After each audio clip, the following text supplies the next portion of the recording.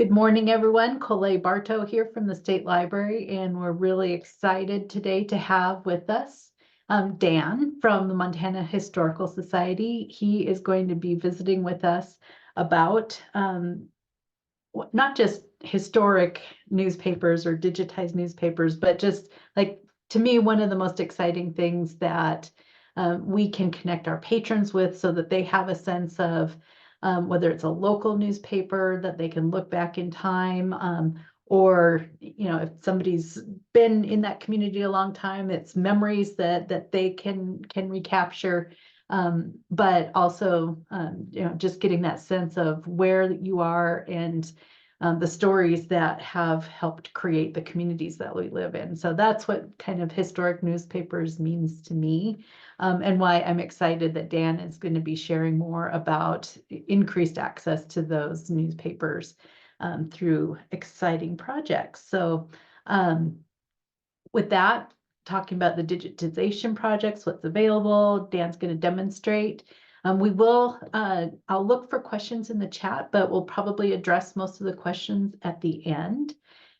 And so with that, Dan, go ahead. I'm going to stop sharing and you can take it away. Awesome. Thanks, Colette.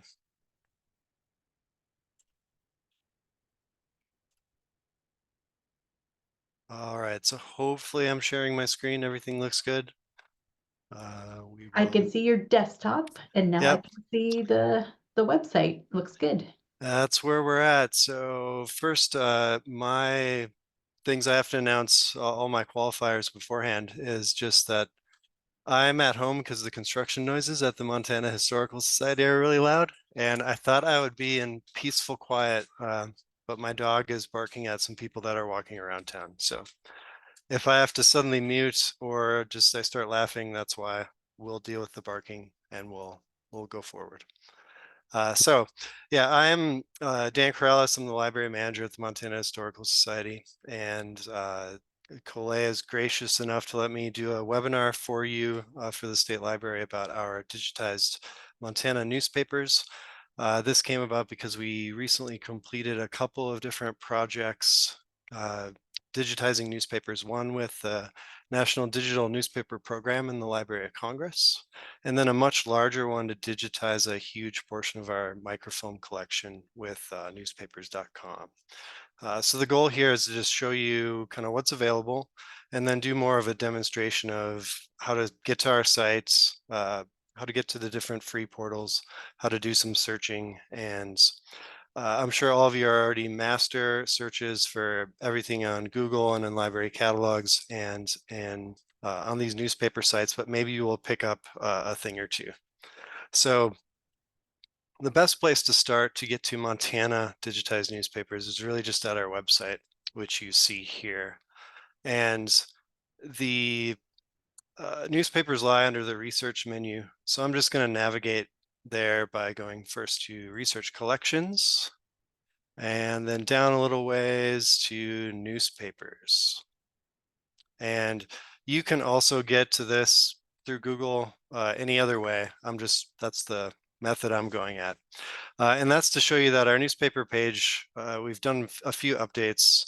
We now have a big newspaper index that's available as a PDF or an XLSX, an Excel file. And we talk a little bit about the different formats we have newspapers on. We have pretty much all Montana newspapers on microfilm. We've digitized a huge portion of our collection, and we still do have some in print. Those are usually I think those consist of mainly territorial era newspapers, but also things that we just haven't gotten preserved on microfilm yet.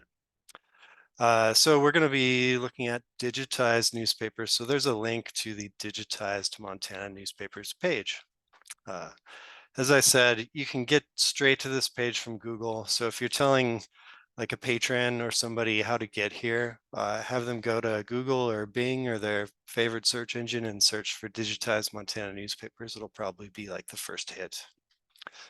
And then from there, we have newspapers in a few different sites, and you'll see our index again. So first, let me talk about the index really quick. I'll pull up the PDF version in another tab here, and it's going to look really small on the screen, but if I zoom in, we will see we have newspapers organized. It's really organized by city and our call numbers, but we have a column which shows what we have on microfilm, which is available at the Historical Society. When we're open, so we are currently still closed for construction, we will open again in fall of 2025. But so that's what's on microfilm, and the list goes down. Then we also show the dates that are available digitized and in our on-site portal. And our on-site portal, I'll go back to our page here, it explains a little bit. This is the big project that we did. We digitized a lot of our microfilm, and part of our deal with newspapers.com is that those newspapers are embargoed for a short, I guess it's a semi-short period of time. They're embargoed for 3 years, which means that we can only access them through our on-site portal. Visitors to the Historical Society can use a PC in our reference room for free and search those newspapers. Anybody who also has a subscription to newspapers.com can search those newspapers as well. So back to that index. So you'll see that just by looking at these dates here, we have a lot of stuff digitized. It's just that it's available searching at our facility. The public access portal, there's fewer newspapers digitized, but still quite a bit. You get some date ranges there. And then the last column shows the newspapers that are available on Chronicling America. So this is a great place to start. The PDF version, you can do a Control F find and search for a city like Dillon and come up with all the Dillon papers. So it's pretty searchable if you're looking by city or county. The Excel version is the same thing, and I'll pull that up really quick so you can really see it. Same version, just in Excel. So if you like using that more, that's great. You can sort, and you can also filter by city and county in this index. So again, as an example, if I just wanted to look at what we have in Beaverhead County, I can filter by Beaverhead, and it will leave me just the newspapers in Beaverhead County, which are mostly from Dillon, but also from Lima and Wisdom. So back to our page. What I think most users and most patrons will use the most are probably the public access portal and Chronicling America. Again, if your library has a subscription to newspapers.com, that's going to get you the same content that's in our on-site portal. And then when we reopen, we can always direct patrons to visit us if they're able to, or contact us because we can look things up for them. In the public access portal, the one rub here is that you have to access it from our website. So you need to get to this digitized Montana newspapers page and then click on this link. And the reason for that is up in the URL, it's got this big kind of key there, and it does some technology magic that makes this free and accessible for people, but only if they're clicking on that link. If you were to share the link in an email and somebody had clicked it, it would give you an error that access is denied. So you always have to direct them to that website first and then click. So when you get here, it's kind of your standard searching that most people are used to, but I'll go through it and go through some general navigation.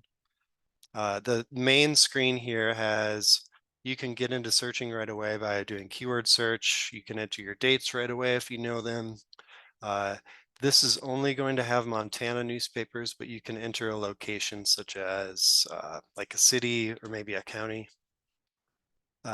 And there are other spots on here where you can do some navigation as well. The top menu has a search, is going to be very similar to that front page. Just it's going to give you some examples of some recent searches. That was probably me practicing this presentation. And then a map again, we'll only see Montana here and the same sort of keyword, date, and location. The browse screen at the top is, I think, one of the most useful, at least when I'm doing research, because that gives you all the cities listed that have newspapers on this site. So if you were looking for a particular newspaper and knew where it was, use Dillon as my example, then you can go and click on Dillon, and we have a list of some of the newspapers here. Dillon Tribune. I think these bottom four here are all college newspapers. There's also the Dillon Daily Tribune. And what the fun part of navigating this way is if you know you're looking for something in a certain spot, a certain city, or a certain newspaper, if I click on Dillon and then go over to the search field, I'll search through all these newspapers in Dillon. If I just want a very specific newspaper, I'll click on the Dillon Tribune and I can search through just that newspaper, but all of the years. And then if you want to go even more narrow, you knew, for example, something happened in 1930, you click on 1930 and it will search Dillon Tribune 1930 right there. So it's just a different way to navigate. You can do the exact same thing by going to the front page and just entering a date range and entering a location or a newspaper there. So that's kind of your general navigation around the site. Two more menu options up here, papers at the top. This is just another way to find a specific paper and then search in it. So it'll list all of the papers that are available, give you some info on them. And then you can type in something to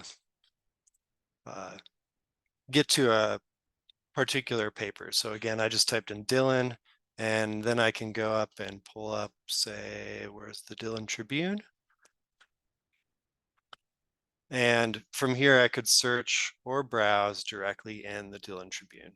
So really just, again, a few different ways to navigate around. I'd say the most common will be either going to browse if you know specifically what newspaper you're looking for, and specifically like a year. And one thing really quick I did not show there, which I should have shown, is when you are browsing, you can narrow down right to the issue and right to the page and pull up a particular page that you want. The only, let's say, only times you're really going to do that is maybe you have a hard time searching and you might need to just manually browse through some papers. You might go this route and just start clicking on individual pages.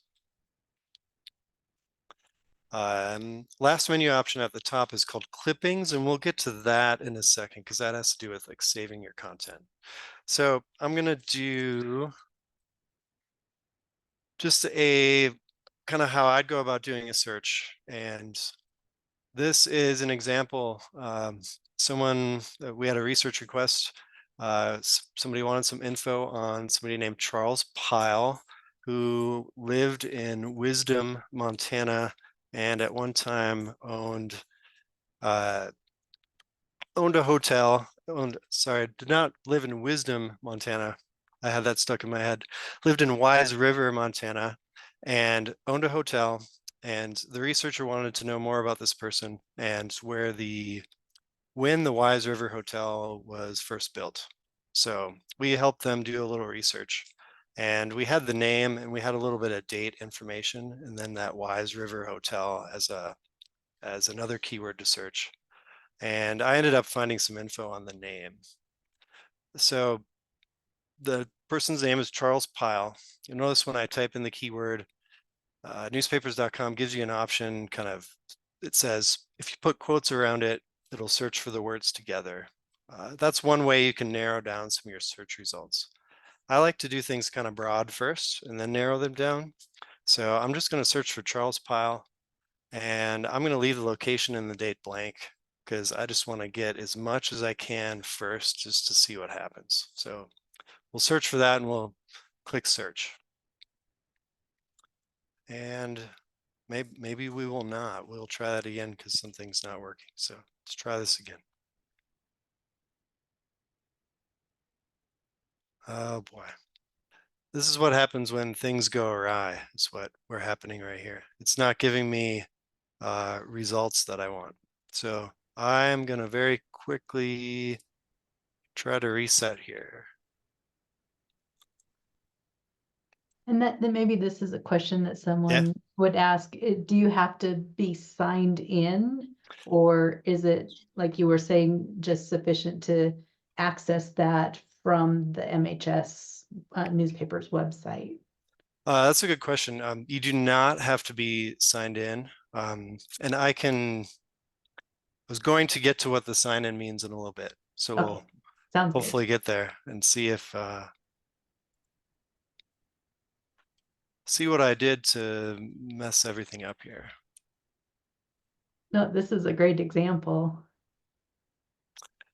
Yeah, it's just not doing what I want it to do. So normally, when you are searching on the site, it will we'll try it a different way here.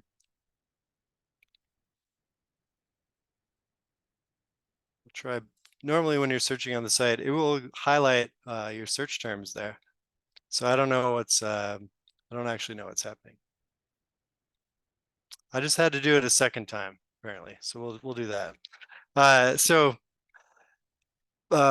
first tip, pro tip, if you get weird results, just try it again.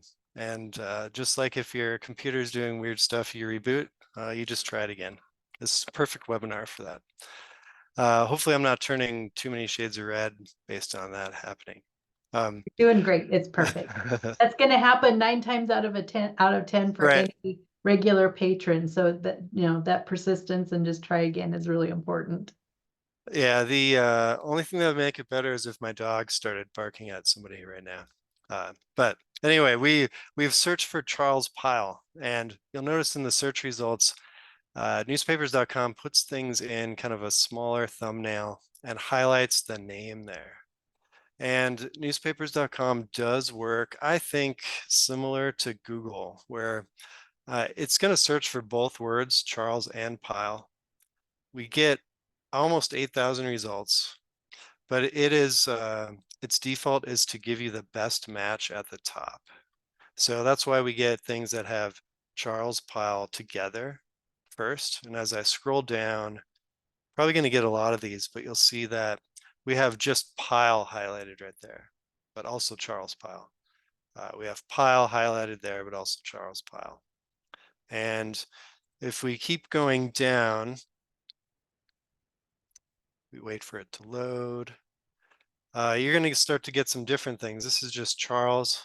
I think his last name is off the side there. This one's just highlighting a Charles. The lower you go down in the results, you might just get we probably got almost 8,000 results because there are a lot of people named Charles stored in these newspapers. So we want to know how to narrow things down.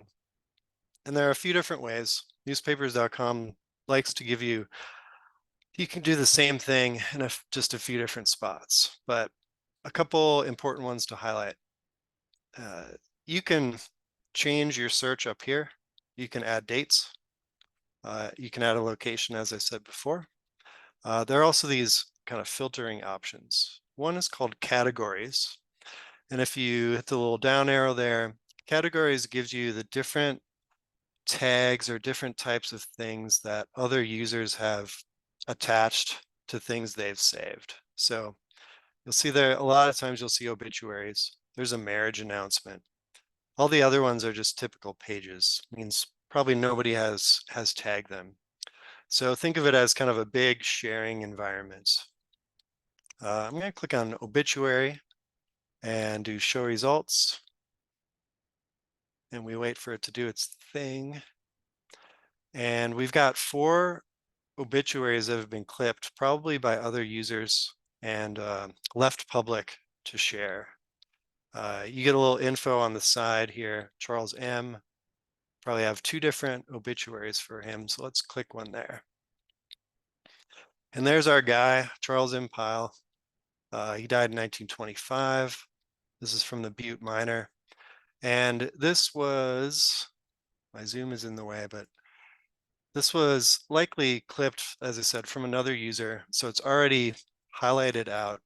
If we wanted to save that, we can just go up to the top here and do this print download button. Choose your option. We'll save it as a PDF. It'll do its thing again. Give you the option where to save it. Well, looks like I did this already. And I'll pull that up. So there we have it as a PDF. The good thing about newspapers.com with the PDFs is that it gives you the title of the newspaper and the date up there. It has the date when you downloaded it. It has the URL as well. And so we'll go back. If you do print, download, and save as a JPEG, it's going to give you, I think, just this picture, but it'll name the file name with the title of the newspaper and the date. So you always have that on file, which is important if you're doing research and especially for students if they need to cite their sources. So that category can be pretty helpful. You use the work of other people to find what you want. But I'm going to unfilter that and get back to our almost 8,000 results. You can also narrow down your search results by newspaper.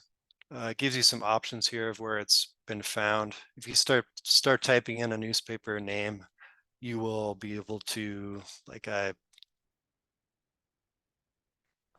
think if I start typing in Butte, it'll give me the different papers where this name was found. You could choose one, show results, and just look in that paper. So that's another way to filter things down. Sorting, as I said, the default is best match. If you're positive that your search is really good and you want to go from oldest to newest or newest to oldest, more power to you. I think if we were to choose paper date oldest, we would likely, this might take a while, but we're likely just going to get a lot of hits for Charles at the very top here. That's the example of why it searches for both Charles and Pyle, but does a best match versus oldest or newest. So I'm going to go back to best match. And then some other things we can do to narrow things down. You can use quotes. That will just search for those two names together as a phrase. Got a lot fewer matches now, 148 matches. And we can, again, browse through them, pull them up, go back. You'll always be able to get back to your search screen here. And then date ranges. So date range, you can just type, it's pretty forgiving. You don't have to be in a certain format, but you can type in a date range, hit search, it'll kind of reformat it there at the top for you. And I even narrowed it down even more at 26 matches there. So now maybe that's what I'm looking for. I think in this case, in this research example, I was trying to find the earliest mention of like his name associated with a hotel. And so this is more of just like a researching tip for people doing genealogy, and you may already know, but as I was going through, I saw that Charles M. Pyle was his name.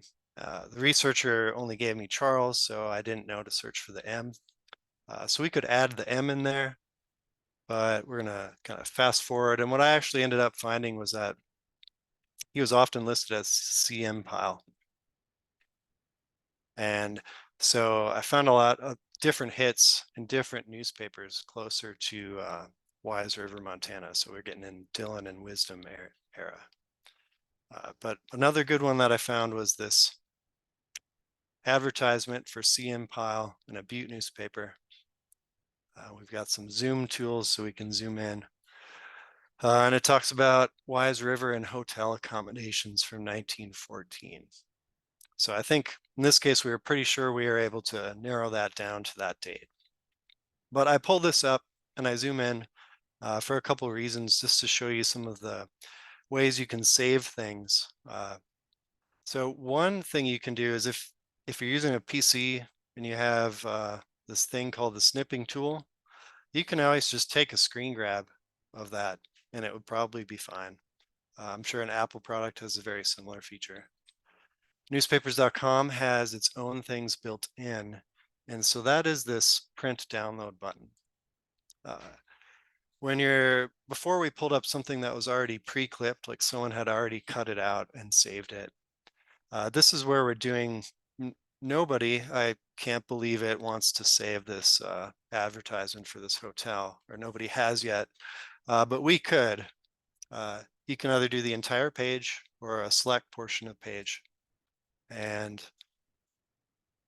I'm going to do the select portion of page and just highlight it. And then I can save as a JPEG or save as a PDF or print. In this case, I'll save it as a JPG file. You'll notice that it gives a file name with the dates and the title of the paper. And then that's what the file looks like. That's just a picture. You could do it as a PDF as well. And then this is, the clipping tool is a little bit different. And this is where signing in could be helpful. So you can create a newspapers.com account. It is free. They do have subscription options, but you can create a free one. And if you have an account, you can use the clipping tool. It's going to tell me I have to register for a free account to do this, but it works the same way as doing this select portion of page. You can square out a clipping, and then you can save it to your account. So you can download it as a JPEG or a PDF, but you can just save it to your account in the cloud. And then if you're on another computer, you can access it there. You can choose to keep it private, and you can choose to keep it public if you want. If I can open up a new window, I can show you what this looks like. So this is our Montana Historical Society account. So we have access to all the papers. If I go to clippings, we have 6,702 clippings saved to the Montana Historical Society account. A lot of this is from our education department. And now we can access them later, give them titles, add notes. And if you go to all clippings, you can get to all clippings that other users have shared with the public. I think I was looking earlier, and I'm going to do a search for this name because I found one. And I don't know if they're around, but the Butte Silverbill Archives user saved something about this person named Catherine Allgreen. So if we were looking for the same obituary, we might be able to just look in the clippings and find it. Kind of a crowdsourcing feature through newspapers.com. As I said, that can be free to do there. So along these lines, I have a question Yeah. from William and Sheridan about how accurate is the OCR scanning? Can you search multiple spelling variations of a word or name at the same time? Yeah. So you can only do one search at one time in newspapers.com. And let's see if I can get, I didn't have an example of that one to do, but you, like if we were searching for this person's name and we thought it might be P-I-L-E, we'd have to search again for P-I-L-E and do a separate search. There are some instances though where it's kind of it can be kind of a smart search. I'm trying to think of the word that I was looking for, but sometimes it does do some approximate matching. So Like wild card characters or yeah. that sort of thing? So my understanding, newspapers.com doesn't have the wildcard characters, but it will, what would be an example? Like if I was searching on my name, that's my last name. It might, at one point, I think my last name was spelled like that with an O, and it may pull those up as well. But It uses the software does pull some approximations, but Mhm. in my experiences, you do have to kind of search for those different spellings. It sounds like like the search function is really more geared towards a novice user, someone who is just kind of coming fresh to a search, and Yeah, so kind of accommodates for that novice type of researcher. yeah, I think so as well. Yeah. Yeah, yeah. So we are at the bottom of the hour, so I wanted to just check in with you to see if there are any other really important things that you wanted to share, and also just invite our watchers and listeners to share any other questions that they might have Uh, um, you know, before we kind of wrap up. I have one quick thing that I want to Yeah. share because it's just one other searching function in newspapers.com, and that is some kind of proximity searching. So one other research question I was helping someone with was they're looking for something called the Buckeye Mine, and uh, in Montana, there happen to be multiple Buckeye mines. What a surprise. And so searching for Buckeye Mine, I came up and I went through the results and I found some examples through these newspapers in Basin and Butte that were not the mine that my researcher wanted. They wanted a Buckeye mine that was, it was near Sheridan. And so if I search for all those words together and we wait, newspapers.com does do that best. Again, this is the sorting feature, the best match. It does do some proximity searching. So it will include Buckeye Mine together, but we can kind of see Sheridan right near there. And so that was searching with all those words together, I was able to get much better results in the search. So just keep that in mind when doing some of searching for like people's names. If you're looking for an obituary of somebody, you might have to search their last name, but then also add a location or a city, just some other words to get the search results that you want. One other really important question, can is there screen reader available with through newspapers.com for a blind patron? Will it read the screen for someone? That I don't know, but I can ask and I could share the answer with you. Okay, no, that would be great. Yeah, I'm just kind of wondering Yeah. if I don't know if it's a native tool. I've never experienced that myself with my own subscription to newspaper.com. But I think, just as a kind of a stopgap, if you're generating a PDF, a person's screen reader on their machine would, in theory, be able to read that PDF document. Yeah, that I will. So I work with the people at newspapers.com, so I can ask about that. And then, if they're not doing it, maybe we can work with them to make it happen. So that would be great. Yeah, that would be phenomenal. Uh, William in Sheridan says their local history group is led by a blind patron, and so that type of patron's access is really important to kind of opening up the opportunity to them. Okay. Okay, good. Okay. That's awesome. Well, at this point, I'm going to grab the screen share again really quick Yep. and just see if there are any other questions that folks have. If and I'll keep kind of monitoring the chat here for that. Um, you can get a hold of either Dan or myself. We'll share contact information. You can always come back to the State Library for the recording information. Look to our YouTube channel for the recording from this session. It'll be posted later this afternoon. We do always appreciate your feedback, and this is something I'll share with Dan as well. And so if you would like to snap a picture of that QR code, great. Otherwise, I'm going to throw the link to that evaluation form in the chat.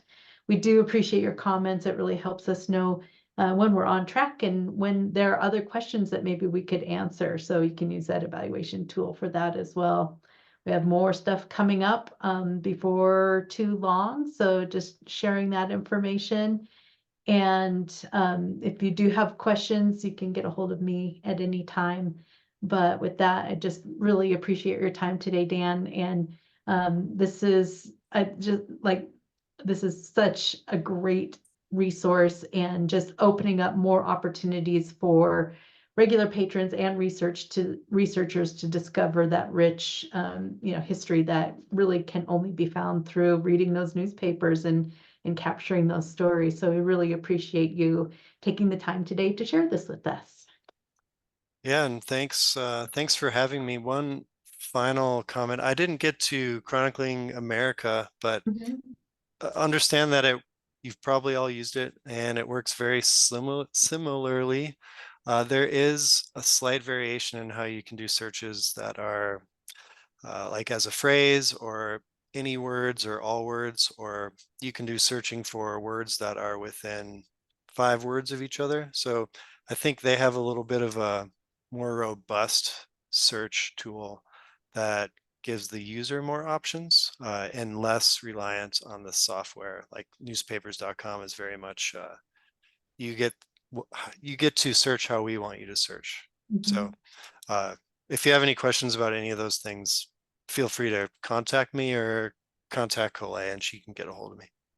No, that sounds great. And what I'll do when I put together the recording today, I'll also be posting a version of the slide deck that includes all of the links that we have shared, links to everything that Dan shared with you. And so I'll also include that Chronicling America link in the document. That'll be posted to the Aspen event for today. And so awesome. This has been really great. I appreciate your time. Appreciate everybody hanging in with us.